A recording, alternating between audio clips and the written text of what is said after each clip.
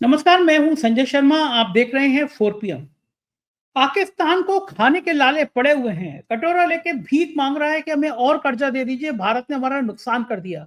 लेकिन तेवर पीछे नहीं हटा रहा। बीती रात भी जम्मू के क्षेत्र में उसने ड्रोन से हमला किया। अपने यात्रियों की और दुनिया भर के यात्रियों की जान खतरे में डाली। जब 2 दिन पहले रात को हमला किया, विदेश मंत्रालय ने बताया कि उस समय उसने अपना एयरबेस खोल रखा था, यानी विदेशों से आने वाली फ्लाइट पाकिस्तान आ रही थी, जा रही थी। उसने ऐसा इसलिए किया कि भारत हमला ना कर सके, क्योंकि भारत हमला करता हो, गलती से भी किसी फ्लाइट को नुकसान पहुंचाता, तो अंतर्राष्ट्रीय स्तर पर भारत की बदनामी होती। लेकिन पाकिस्तान का नाकारापन देखिए, इतने यात्रियों की जान को उसने खतरे में डाला। अब वहां के विदेश मंत्री बयान दे रहे हैं कि हम बच्चों को भी अपने युद्ध में आगे कर देंगे, मदरसे के बच्चों को।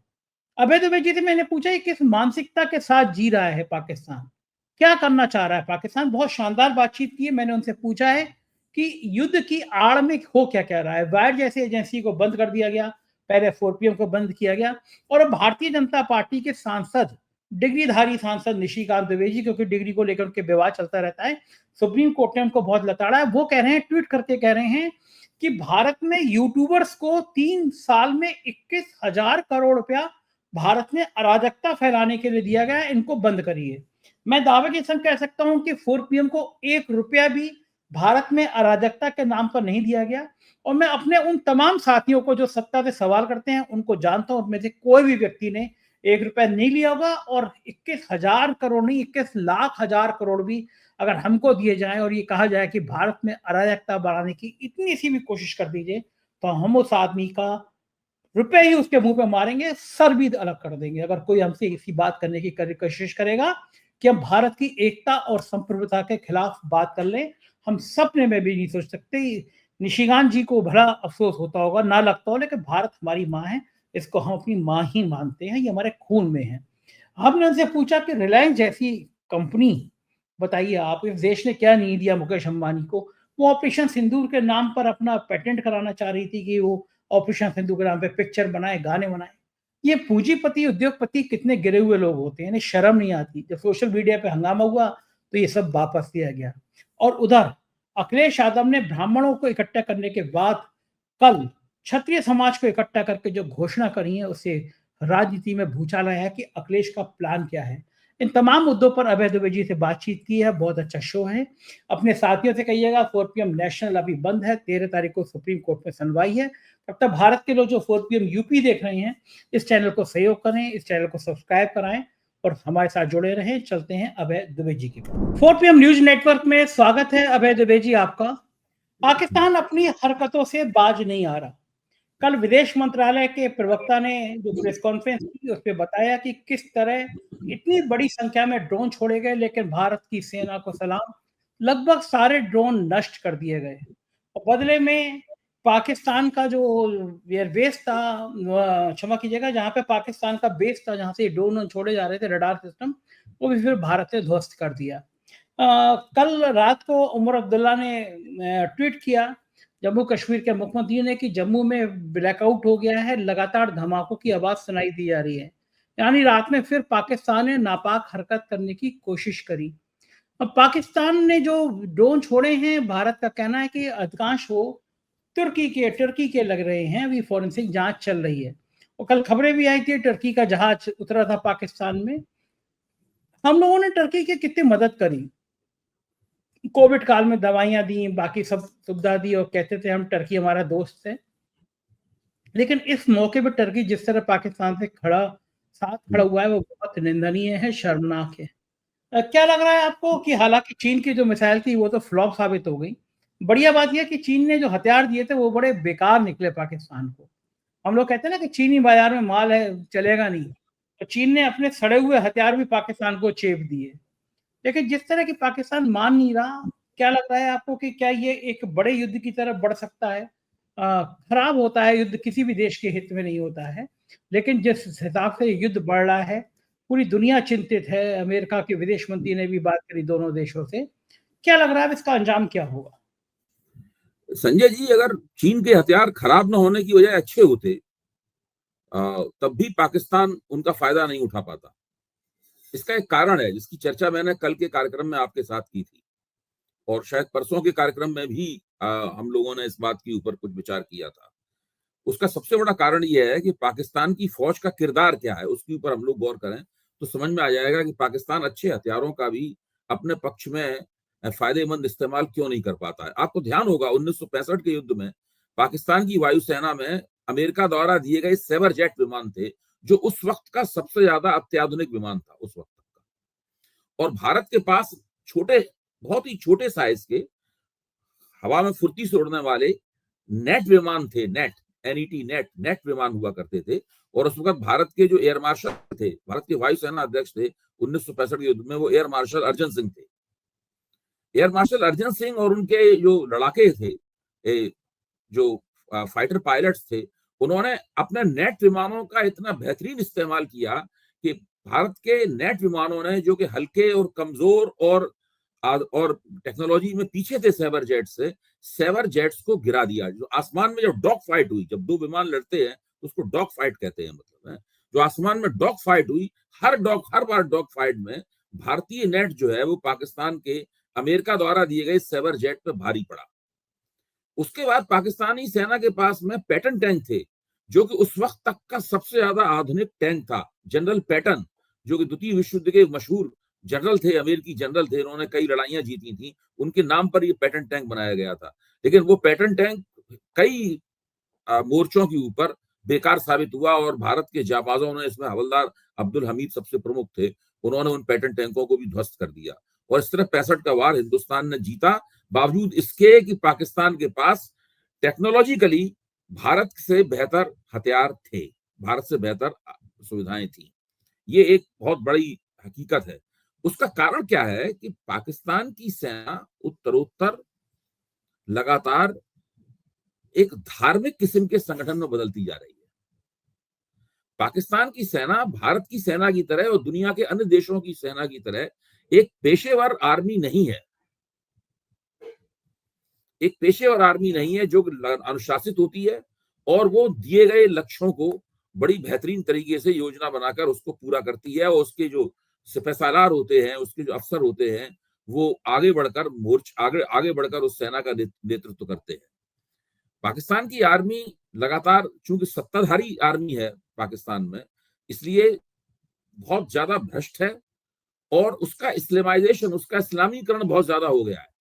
पाकिस्तान की आर्मी का इस्लामीकरण इतना ज्यादा हो गया और वो इस्लामीकरण जनरल जियाउल हक के राष्ट्रपति बनने के बाद ज्यादा हुआ। जनरल जियाउल हक ने क्या किया कि उन्होंने एक नियम बनाया। उन्होंने नियम ये बनाया, जो पहले से भर्ती नियम था उसको बदल दिया कि पाकिस्तान की सेना में भर्ती कैसे होगी। तो उन्होंने कहा पहले पाकिस्तान की सेना में भर्ती के लिए एक खास तरह की पढ़ाई लिखाई योग्यताओं की आवश्यकता होती थी। जनरल जियाउल हक ने उसको अनावश्यक कह दिया। उन्होंने कहा जो मदरसों में पढ़ने वाले बच्चे हैं वो भी पाकिस्तान की सेना में कमीशन भर्ती हो सकती है, यानी अफसरी के लिए भर्ती उसमें हो सकती है। बाकी ट्रेनिंग हम लोग उनको सेना में देंगे। आज जो पाकिस्तान की सेना का नेतृत्व है, जिसमें सेना अध्यक्ष जनरल आसिम मुनीर भी हैं, ये सारे के सारे उसी मदरसा शिक्षा से निकले हुए लोग हैं, जिसमें हिल के कुरान रटाया जाता है। इसीलिए मुनीर के बारे में कहा जाता है कि मुनीर के जो पिता थे वो मस्जिद में अजान देते थे, मुल्ला थे, मुअज्जिन थे एक मस्जिद में। ये स्थिति थी। तो ये पाकिस्तान की सेना जो है वो भारतीय सेना की तरह नहीं है। भारतीय सेना में तो आपको बहुत सारे अफसर मिलेंगे, मेरे ख्याल से 80-90% अफसर ऐसे मिलेंगे जिनके परिवार में सेना में जाने की एक परंपरा है, मतलब पीढ़ी दर पीढ़ी वो सेना में रहे हैं। बच्चा पैदा होता है तो मान लिया जाता है कि ये फौज में जाएगा ही जाएगा। मतलब हालत ये है कि मैंने ऐसे परिवार भी देखे हैं भारत में, जिसमें एक बच्चा जो है उस सेना में नहीं है, तो मैं उससे पूछता हूँ आप क्यों नहीं फौज में गए, आपके भाई तो कर्नल थे, आपके पिताजी विंग कमांडर थे, आप क्यों सेना में नहीं गए। तो उन्होंने कहा मैं भी गया था टेस्ट देने के लिए, मैं हो ही जाता, लेकिन मैं कलर ब्लाइंड निकला, इसलिए मेरी सेना में भर्ती नहीं हो पाई। मतलब इस तरह से ही भारत की सेना इस तरह की है, पाकिस्तान की सेना अलग तरह की है। तो जैसे पाकिस्तान, ठीक है चीन का विमान सड़ा हुआ हो सकता है, लेकिन अमेरिका का दिया हुआ F-16 तो सड़ा हुआ नहीं है। भारत ने तो वो F-16 भी इनका मार गिराया। तो ये पाकिस्तान की सेना की बड़ी भारी समस्या है कि ये अच्छी सुविधाओं का भी पूरा लाभ ये लोग नहीं उठा पाते हैं। लेकिन फिर भी चूंकि आपने बात छेड़ी है, इसलिए मैं कहूंगा कि पाकिस्तान की जो रणनीति है उस रणनीति पे भी थोड़ा गौर करना जरूरी है। एक तो पाकिस्तान ने भारत में बहुत ज्यादा निशानों के ऊपर हमले किए, तमाम जो एयर बेसिस थे उनके ऊपर हमले किए, तमाम सीमाई शहरों में पाकिस्तान ने अपने ड्रोन भेजे, मिसाइलें दागी, शेलिंग की, ये सब पाकिस्तान ने सेना ने किया। लेकिन प्रेस कॉन्फ्रेंस में पाकिस्तान ने आधिकारिक रूप से इनकार कर दिया और उन्होंने कहा कि हमने कोई ऐसा अटैक नहीं किया। और उन्होंने ये तक कहा कि भारत ने खुद ही कुछ प्रोजेक्टाइल पंजाब में चलाए और खुद ही उन प्रोजेक्टाइल्स को गिरा दिया। ये पाकिस्तान ने आधिकारिक रूप से कहा। ये पाकिस्तान ने क्यों कहा, ये एक सोचने की बात है। पाकिस्तान अगर ये कहता कि भारत ने जो 9 स्थानों पे स्ट्राइक की, उस स्ट्राइक के जवाब में हमने भारत के ऊपर इतने आक्रमण किए, तो पाकिस्तान की अपनी जनता के सामने उसकी बल्ले बल्ले बल्ले होती फौज की। तो पाकिस्तान ने ये फायदा क्यों नहीं उठाना चाहा? इसका सबसे बड़ा कारण यह है कि आज इंटरनेशनल मॉनेटरी फंड की, अंतर्राष्ट्रीय मुद्रा कोष की नहीं, गुजरे हुए कल अंतर्राष्ट्रीय मुद्रा कोष की बैठक हुई और उस बैठक के अंदर इस बात पे विचार किया गया कि पाकिस्तान को जो उसने बहुत बड़े पैमाने पर कर्ज मांगा है, वो कर्ज दिया जाए या नहीं दिया जाए।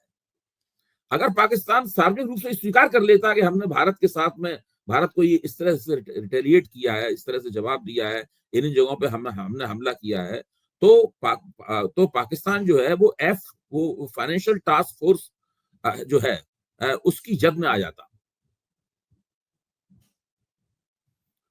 FATF की जद में पाकिस्तान आ जाता। और अगर पाकिस्तान को अंतर्राष्ट्रीय मुद्रा कोष का पैसा नहीं मिलता, तो पाकिस्तान की अर्थव्यवस्था का चक्का जो चल रहा है उसी वक्त रुक जाता तुरंत। तो पाकिस्तान के लिए बहुत जरूरी था कि वो सार्वजनिक मंच पे इनकार करे कि हमने कोई भी ऐसा काम नहीं किया है, इसलिए उल्टा इल्जाम उसने भारत के ऊपर लगा दिया। पाकिस्तान ने एक दूसरी रणनीति ये अपनाई कि उसने अपना एयर स्पेस खोले रखा है। मतलब ये है कि कोई भी अंतर्राष्ट्रीय एयरलाइंस पाकिस्तान के हवाई अड्डों से उड़ान भर सकती है और पाकिस्तान के हवाई अड्डों पर लैंड कर सकती है। ऐसा पाकिस्तान ने क्यों किया? ऐसा पाकिस्तान ने इसलिए किया ताकि वो लगातार भारत की जो वायुसेना है उसको सतर्क बनाए रखे और उसकी जो गतिविधियां हैं उसको सीमित रखे। अगर किसी अंतर्राष्ट्रीय एयरलाइंस का मान लीजिए भारत के हाथों नुकसान पहुंच गया उसमें, और उसमें यात्री लोग बैठे हुए हैं, अंतर्राष्ट्रीय यात्री लोग बैठे हुए हैं, तो उसमें भारत के लिए समस्या होगी। तो पाकिस्तान ने एक ये हथकंडा अपनाया। और खास बात यह है कि भारत में सब लोग इस बात को, इन दोनों बातों को समझ गए और उसी तरीके से यहां पर उसका पूरा इंतजाम किया जा रहा है। तो मेरा मानना यह है कि इस वक्त दोनों तरफ से एक लो इंटेंसिटी कॉन्फ्लिक्ट चल रहा है। दोनों में से कोई भी सेना सीमा नहीं पार कर रही है एक दूसरे की। इसीलिए जो आर्म फोर्सेस हैं, जो थल सेना है, वहां मोबिलाइजेशन नहीं हो रहा है।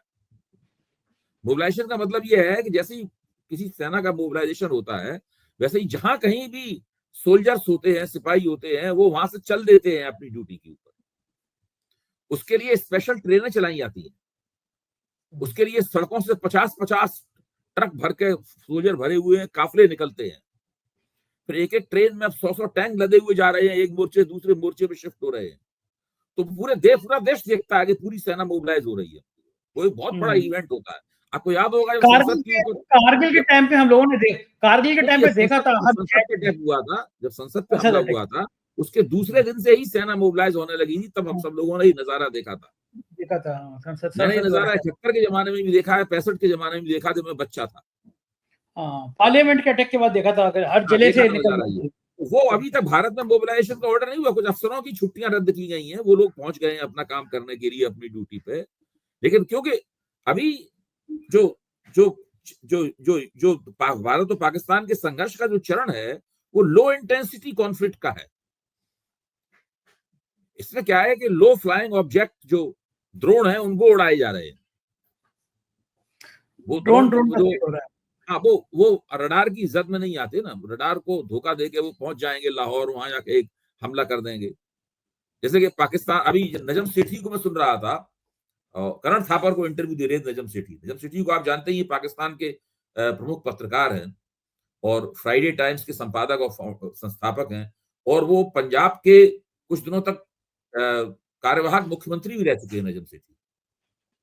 भारत के बहुत से पत्रकारों से उनका दोस्ताना है।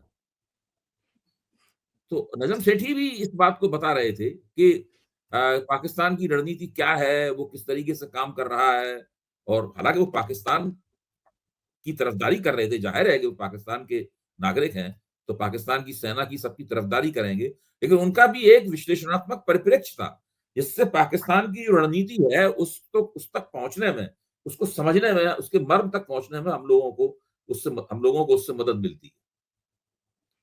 तो लेकिन इस वक्त स्थिति यह है कि दोनों तरफ से एक तरह की रस्साकशी हो रही है, जिसमें भारत का हाथ बहुत भारी है।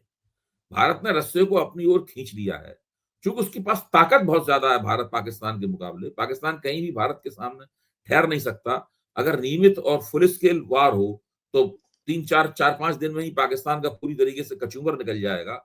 और अभी भारत ने, जहां तक मेरी जानकारी है, भारत ने एक पूरा प्रतिवेदन तैयार किया है ताकि वो अंतर्राष्ट्रीय मुद्रा कोष को दे, और मेरे ख्याल से शायद वो कल की बैठक में वो प्रतिवेदन दे दिया गया है अंतर्राष्ट्रीय मुद्रा कोष को, जिसमें ये कहा गया है कि पाकिस्तान को अंतर्राष्ट्रीय मुद्रा कोष का पैसा नहीं मिलना चाहिए, की मदद नहीं मिलना चाहिए। ये एक तरह की फाइनेंशियल स्ट्राइक होगी पाकिस्तान के ऊपर। जरूरी भी है, उन पैसों से हथियार खरीद रहा है तो पैसे क्यों दिए जाए उसको। आपने करण थापर का जिक्र किया। करण थापर ने एक इंटरव्यू दिया, विवादास्पद हो गया, और सरकार ने वायर, जिसके लिए इंटरव्यू दिया था, वायर को बंद कर दिया। एक बड़ी संस्था है, पत्रकारिता में खासा स्थान है उसका, बहुत इंपॉर्टेंट स्थान है, दुनिया भर में पढ़ते हैं लोग वायर के आर्टिकल। ये युद्ध की आड़ में सरकार को जो पसंद नहीं हो रहे हैं उससे निपटा दे रहे हैं। पहले 4 PM बंद हुआ, फिर पूर्ण प्रसून वाजपेयी जी का चैनल, अब वायर बंद हो गया, और इस मौके पे कोई कुछ कह भी नहीं सकता। तो वाजपेयी जी के चैनल अभी खुला नहीं है अभी तक? मेरे ख्याल से जानकारी में अभी तक शायद नहीं खुला है। अच्छा, ठीक, अभी और बंद है। अब वायर भी बंद हो गया। तो ये आज कार्रवाई आज मैंने रवीश का भी एक छोटा सा क्लिप देखा। रवीश भी ये कह रहे थे कि हमारा जो रवीश का चैनल है, वो चैनल कभी भी बंद हो सकता है, इसलिए उन्होंने एक नया चैनल बना दिया है, और वो कह रहे हैं कि हमारे नए चैनल को आप फॉलो कीजिए। जब ये चैनल ही बंद कर देंगे तब एक और नया चैनल बना लेंगे। यानी वो भी तैयारी पूरी कर रहे हैं कि हम ऐसा करेंगे। बड़ी समस्या। हमारा तो 4 दिन बाद सुनवाई भी है सुप्रीम कोर्ट में। जी। अभी तक सरकार की तरफ से जवाब आएगा, 13 तारीख को पता चलेगा कि 4 PM खुलता है या नहीं खुलता है। लेकिन ये इस तरह की एजेंसी को बंद कर देना, वायर जैसी एक संस्था को बंद कर देना, ये तो ठीक नहीं। ये सब करने से सरकार कोई लोकप्रिय नहीं होती है। मुझे नहीं लगता कि सरकार को इससे बहुत कोई फायदा होता है, या सरकार की जो कई युद्ध प्रयास हैं, वो उन प्रयासों को कोई उससे फायदा होता है। देखिए, अब मान लीजिए अगर किसी पाकिस्तान के पत्रकार को वायर में निमंत्रित किया जाता है कि आई उनसे इंटरव्यू लें, तो उससे पाकिस्तानी लोग कैसे सोच रहे हैं, क्या उनके दिमाग में है, वो लोग किस प्रकार से, मतलब जो है वो अब जैसे कि करण थापर ने नजम सेठी से एक सवाल पूछा कि पाकिस्तान का ये जो दावा है कि उन्होंने भारत के 5 विमान गिरा दिए हैं, ये तो बिल्कुल खोखला लग रहा है, ये उन्होंने कहा। नजम सेठी ने कहा है कि हाँ, हम लोगों ने भी कहा था पाकिस्तानी अधिकारियों से कि आप सबूत दीजिए कि आपने 5 विमान गिरा दिए, तो उन्होंने कोई सबूत नहीं दिया, और उन्होंने ये कहा है कि वो विमान तो भारत की सीमा में ही गिर पड़े हैं, तो भारतवासियों से, भारत के अधिकारियों से सबूत मांगिए। तो नजम सेठी की इस बात से ही बिल्कुल तय हो गया है कि ये पाकिस्तान का दावा खोखला है। इस तरह से इन चीजों से हमको लाभ है, मेरा मानना ये है, इस तरह से करना। देखो, ठीक बात है। और ऐसे बयान आ रहे हैं, पाकिस्तान के विदेश मंत्री ने कहा कि बच्चे जो हैं मदरसे पढ़ने वाले, हम उनको भेज देंगे।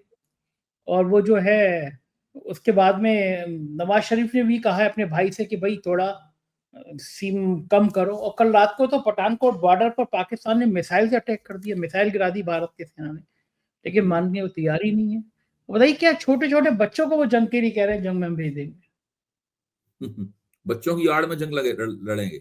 और तो यहाँ पे पंच में एक कॉन्वेंट स्कूल के ऊपर अटैक किया, उसमें 2 बच्चे मारे गए। अगर स्कूल बंद ना खुला होता तो उसमें शायद सैकड़ों बच्चे मारे जाते उसके अंदर। प्यारे प्यारे बच्चे थे। हाँ, एक तरफ तो मदरसों में, असल मदरसों में क्या होता है, मदरसों में गरीब आदमियों के बच्चे पढ़ते हैं। पाकिस्तान के अफसरशाही के बच्चे और मिलिट्री जनरलों के बच्चे तो ना मदरसों में पढ़ते हैं।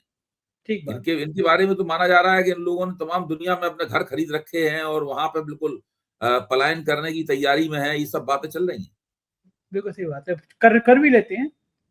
लेकिन ये बताइए कि एक भारत सरकार ने एडवाइजरी जारी करी थी कि भई अब लाइव रिपोर्टिंग नहीं करेंगे, युद्ध की चीज़ें नहीं दिखाएँगे हुँ। और उसके बाद में कल से जो गोदी मीडिया के चैनलों ने नंगा नाच किया, फिर आज तक में बहुत हल्ला हुआ तो आज तक ने बाकायदा माफ़ी माँगी कि हमसे गलती हो गई। एक ट्वीट किया है संदीप जी ने, उन्होंने बहुत बढ़िया लिखा है कि उसने लिखा है कि आज तक ने कराची पोर्ट को डिस्ट्रॉय कर दिया था कल। आज तक ने कराची पोर्ट को डिस्ट्रॉय कर दिया। जी मीडिया ने इस्लामाबाद को खत्म कर दिया। हाँ, रिपब्लिक इस्लामाबाद में टीवी फौजें घुस गईं। खत्म कर दिया जीटी मीडिया ने। रिपब्लिक हुँ, टीवी ने आसिम मुनीर को गिरफ्तार करा दिया था। कल उनकी ब्रेकिंग चल रही थी, आसिम मुनीर गिरफ्तार, नए हुँ, सेनाध्यक्ष बन गए रिपब्लिक टीवी के साथ। सुदर्शन टीवी ने पाकिस्तान का भारत में विलय करा दिया था कल। उनकी ब्रेकिंग चल रही थी, पाकिस्तान का भारत में विलय हो गया। न्यूज़ 18 अंबानी जी, अभी इस पे भी बात करेंगे हम लोग अंबानी जी की। उन्होंने लिख दिया कि बलूचिस्तान में स्वतंत्रता आ गई, बलूचिस्तान में बगावत हुई, बलूचिस्तान स्वतंत्र हो गया। एनडीटीवी ने कहा कि NDTV has taken back PoK, वापस ले लिया हम लोगों ने और अखंड भारत बन गया, ये एनडीटीवी का हुँ। मानना है। एबीपी न्यूज़ ने कहा कि होस्टाइड इस्लामाबाद में बहुत सारी चीज़ों पे हम लोगों ने कब्जे कर लिए हैं। लेकिन ये सारा कुछ किया, ये सारा कुछ भारत सरकार की मीडिया एडवाइजरी के खिलाफ है। देखिए किसी चैनल पे कोई कार्रवाई नहीं, वायर ने इंटरव्यू ले लिया तो वायर को बंद कर दिया गया। 4 पीएम ने पहलगाँव के संबंध में सवाल पूछे तो 4 पीएम बंद कर दिया गया। ये जो टीवी चैनल की मैंने आपको लाइनें बताई, ये सीधा-सीधा गलत खबरें थी युद्ध में, आज तक ने बाकायदा माफ़ी माँगी, इन पे कार्रवाई नहीं हुई। निशिकांत दुबे देखिए, कह रहे हैं ये लोग मीडिया के जोकर हैं। ये लोग हाँ, जो हैं, वो मीडिया के जोकर हैं और ये जिस हुँ, तरह की बातें ये प्रसारित कर रहे हैं, भले बाद में माफ़ी माँग ली हो, लेकिन आज से आप देखिए कि भारत के मीडिया की कितनी इससे नाक कटती है।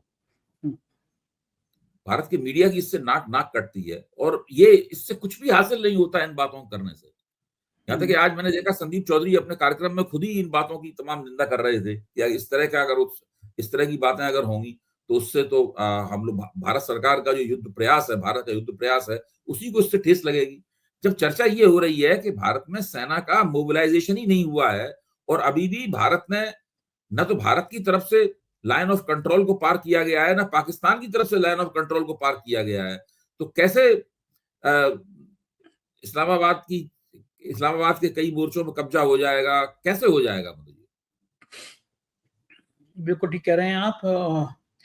परम आदरणीय निशिकांत दुबे जी हैं सांसद जी, जिनको सुप्रीम कोर्ट ने बेहद बेशर्म, भाव लगभग यही होंगे, शब्दों की मर्यादा दूसरी होगी, करार दिया है उनके बयानों को। उन्होंने ट्वीट किया है कि संसद की आईटी कमेटी, कमेटी भी लिखना नहीं आता अभय जी, इनको हिंदी कौन सिखाए, सांसद हैं ये, कमिटी हुँ, लिखा है, पा पे छोटी मात्रा, टा पे छोटी की मात्रा, मतलब ये कमिटी, ना नहीं कमिटी, हिंदी कमिटी। कमिटी, तो हाँ, पढ़ने में भी ना दिक्कत होगी, कमिटी। ना इन्हें हिंदी आए, ना इन्हें अंग्रेजी आए, सांसद हैं और आईटी कमिटी कमिटी के अध्यक्ष हैं, बताइए, मतलब माथा पीट लेता हूँ उनको देख के।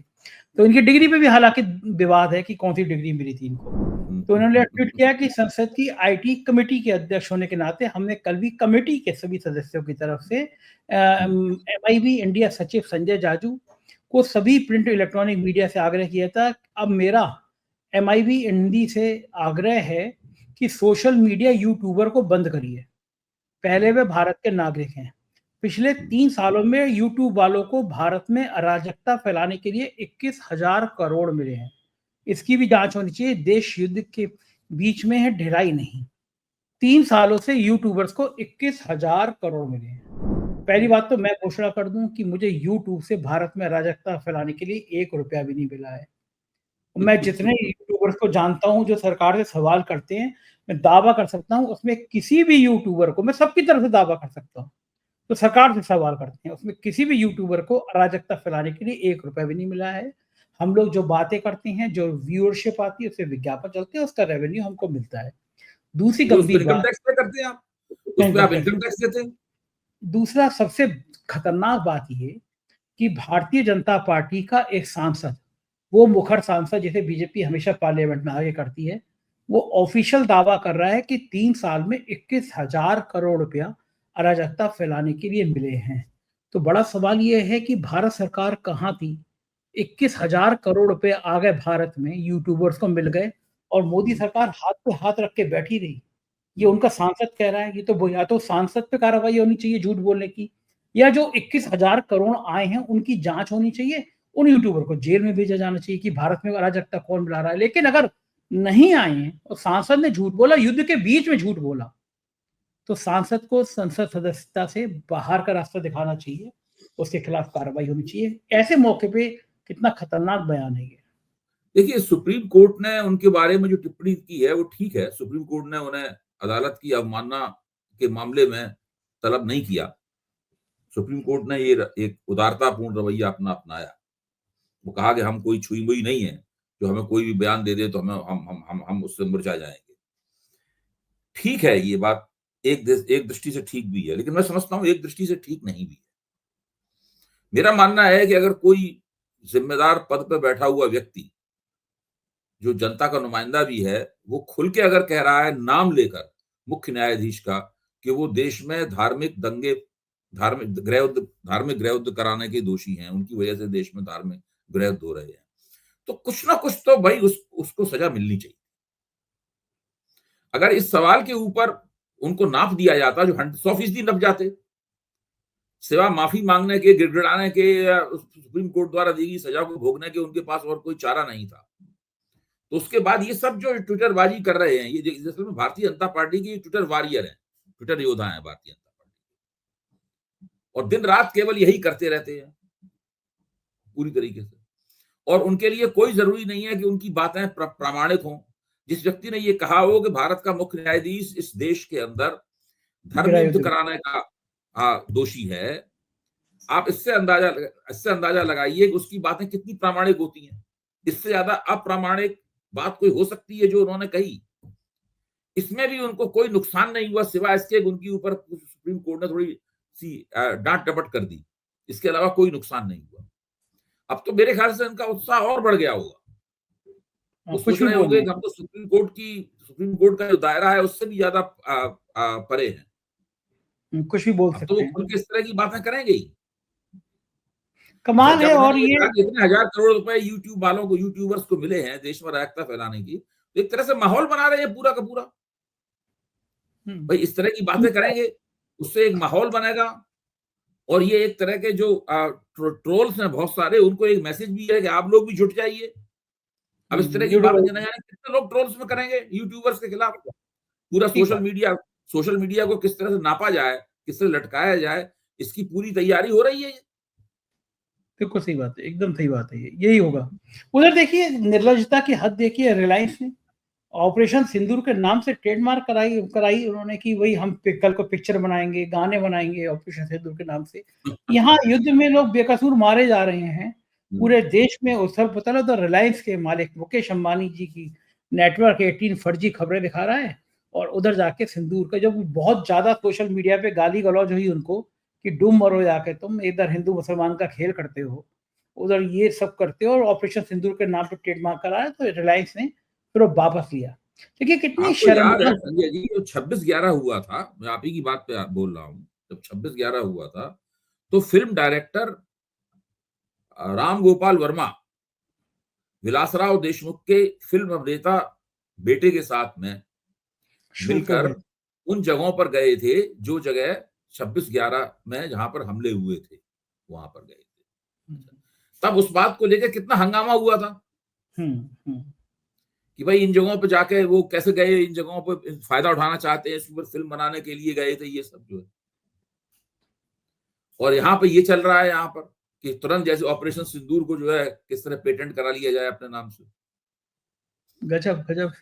हाँ, तो ये मतलब थोड़ा बहुत इन लोगों को वो भी नहीं है जिसको ऐसा काम करते हैं, इनकी शोभा प्रतिष्ठा पे ही चोट लगती है, इनकी खुद के सम्मान पे चोट लगती है। देखो ठीक है, एक आखिरी सवाल उत्तर प्रदेश की राजनीति से जुड़ा करना चाहूंगा मैं आपसे। अखिलेश यादव इस समय बड़ा जबरदस्त राजनीति खेल खेल रहे हैं। पिछले दिनों रामजी लाल सुमन के मामले में उन्होंने बहुत सफाई से फूलन देवी का जिक्र करके मैसेज दिया कि भाई पिछड़े और दलितों पे अत्याचार हो रहे हैं, हम उनके साथ हैं। करणी सेना ने बहुत बड़ा भारी विरोध किया, तलवारें लहराई, हथियार लहराए, और मैसेज गया कि भाई क्षत्रिय समाजवादी पार्टी के खिलाफ है, ब्राह्मण खिलाफ है।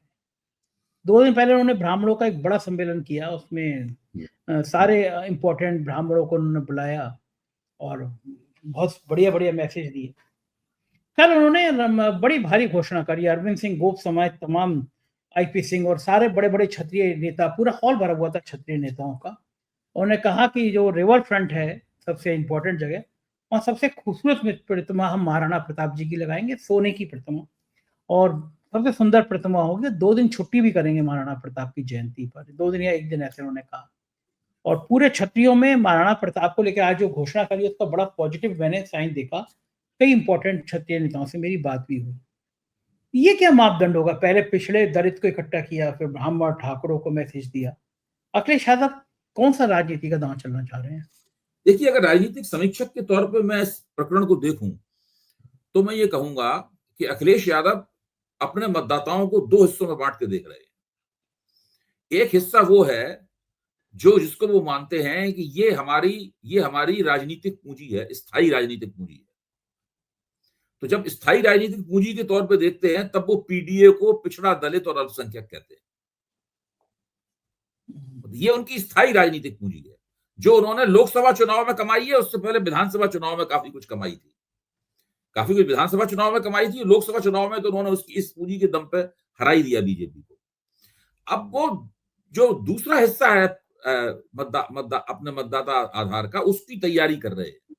एक वो हिस्सा जहां जो इनके साथ स्थायी रूप से नहीं है, लेकिन जिनके अंदर संभावनाएं हैं कि वो इनके साथ आ सकते हैं। देखिए, ब्राह्मणों को अपने पक्ष में लाना है या ब्राह्मणों के मन में अपने लिए हमदर्दी पैदा करने की कोशिश वो लंबे अरसे से कर रहे हैं। परशुराम जयंती वगैरह का जो पूरा प्रकरण था, आप जानते ही हैं उस पूरे प्रकरण को। ये समाजवादी पार्टी की कोशिश पहली बार नहीं है। समाजवादी पार्टी बहुत गंभीरता पूर्वक कोशिश कर रही है ये कि ऊंची जातियों में जो भारतीय जनता पार्टी का तकरीबन स्थायी जनाधार है, इसमें सेंध लगाई है। और जब उनके पास ये विश्वास होगा कि हमारे पास पिछड़ों के, दलितों के और अल्पसंख्यकों के वोट तो हैं ही, और हम इस मजबूत और विशाल जनाधार के ऊपर खड़े होकर ऊंची जातियों के वोटों को भी अपनी ओर खींच सकते हैं, पूरे ना सही लेकिन उसमें कुछ प्रतिशत वोट तो खींच ही सकते हैं उनको, जो है, तब ये बताता है कि अखिलेश जी की जो रणनीति, चुनावी रणनीति है, किस तरीके से उसका ग्राफ ऊपर उठा है। और ये क्रमशः हुआ है। देखिए, इसमें देखिए 2022 में जब विधानसभा चुनाव हुआ था, उसमें अखिलेश जी की नेतृत्व में समाजवादी पार्टी ने बहुत अच्छा प्रदर्शन किया। उन्हें इतने अच्छे वोट मिले जो मुलायम सिंह जी को भी उतने अच्छे वोट नहीं कभी मिले थे। उसके बाद में जब 24 में 2 साल बाद लोकसभा चुनाव हुआ, तो उन्होंने बाजी ही जीत ली पूरी की पूरी वो। तो अब ये ग्राफ उनका लगातार बढ़ रहा है आगे। पहले विधानसभा चुनाव में अच्छा प्रदर्शन, फिर लोकसभा चुनाव की जीत, और अब अगर 2027 में अखिलेश जी उत्तर प्रदेश का चुनाव जीत सकते हैं, अखिलेश जी और कांग्रेस मिलकर, तो आप समझ लीजिए कि 2029 का नतीजा क्या होगा, इसके बारे में हम लोग कोई भी अनुमान लगा सकता है। उसमें उसके लिए बहुत काबिल होने की जरूरत नहीं है। बिल्कुल ठीक बात है, बिल्कुल सही बात है, और हम लोग बात करते रहेंगे। बहुत बहुत शुक्रिया अभय जी, आपने समय दिया। Thank you. ये तो अभय दुबे जी, पूरी बातचीत सुनी। राजनीति का और युद्ध का बहुत बेहतरीन संतुलन, मुझे लगता है आपको पसंद आया होगा। अपनी राय जरूर बताइएगा। शुक्रिया, थैंक यू।